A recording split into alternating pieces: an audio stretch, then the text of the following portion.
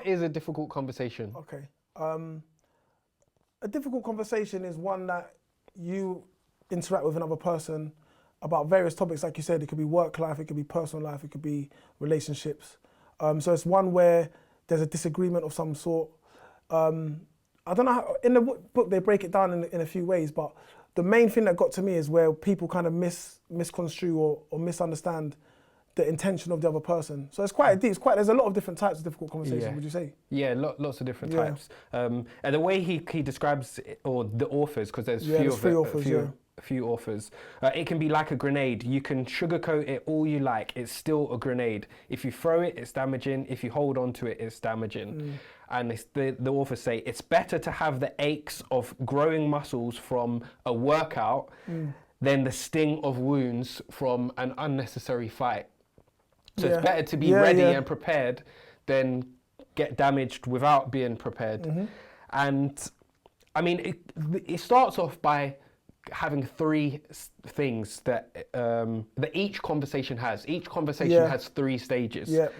That is what happened, the feelings conversation, and the identity conversation. And I'm just going to pause there because I'm going to let you jump in, because those three things, I was like, wow, what happened? Our feelings in that conversation and our own identity, how we feel about that conversation. And I was excited to read those parts. Yeah, no, I definitely, the beginning of the book I really liked, and I like that because I think the identity conversation is because that's the internal one. And obviously the things that you go on internally is then played out, externally. So yeah, that was for me is like, they define it as the identity conversation is this convo we have with ourselves about what the situation means to us. We have an internal debate over whether this means we are competent, incompetent, a good person or a bad person, lovable or unlovable or something like that. So, I mean, there was an example they gave in the book about, I think that there was two people, there was a disagreement about some work. One friend asked another friend to do some work for them. And then as well as the convo or disagreement they were having, because if Tyler had asked me to do some work and I did it and he wasn't happy with it, we're both going to have the way we feel about it. So it's also going to bring up maybe your internal insecurities are going to come out. So that's also the kind of the identity conversation that you're going to have.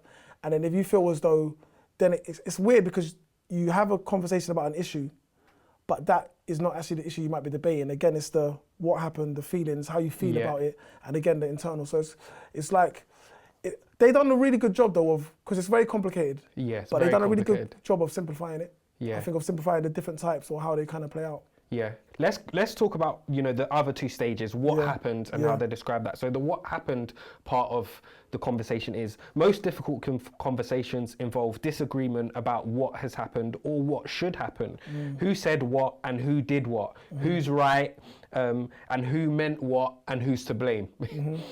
The feelings conversation is every difficult conversation also asks and answers questions about my feelings. Are my feelings valid? Are they appropriate? Should I acknowledge them or deny them? Should I put them on the table or leave them at the door? What do I do about the other person's feelings? What if they are angry or hurt? So within a conversation or disagreement, there's so many different factors, like we said, what happened, who's right, who's wrong, or the actual situation, the feelings, what am I feeling about this? And the identity, the third thing, how is this impacting what I feel about myself? Because maybe I might be insecure about something. So the way the book breaks that down is very smart, and we're not going to be able to dive into how it does it fully, but we will give some gems. And I liked some of the statements because, difficult conversations are almost never about getting the facts right. They are about conflicting perceptions, interpretations. Can't even say the word. Interpretation of values. And values. They are not about what a contract states, but what a contract means. And I just yes. I think that's like using a contract as an example. Yeah, again, it's your interpretation. So it says that a lot of the times people think, if you have the facts. So if you're trying to win a difficult conversation or trying to get the upper hand, but the facts can the facts are not as relevant as you kind of think, because again, it's how you interpret it. So again, like you said about a contract, something could be written in a contract and your interpretation and mine is totally different of the exact same wording. So do you see what I mean? So that's why, again, that's the make assumptions. I think they call it like the truth assumption.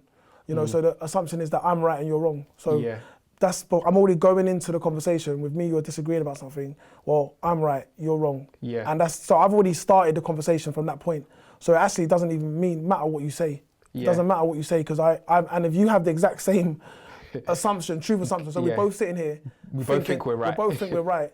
And so we're just kind of like, we're not getting anywhere. We're not getting anywhere, thank you. And then that's where you kind of hit loggerheads. And like I said, they do a really good job of kind of I'm going to jump way to the end here, but they did a good job. There was an example of a conversation, a difficult conversation, and they kind of played out the conversation, but the person in the conversation was able to speak to a coach. It was a made-up scenario. Yeah. So if me and Tyler are having a difficult conversation, and I've said something, and I don't really like what you said, instead of reacting, I speak to my coach, and I'm like, oh, well, he just said that. And the coach's like, yeah, I know, but keep trying. So that was like a good way. So that's the kind of inner conversation you should hopefully be having in your head. So. Yeah.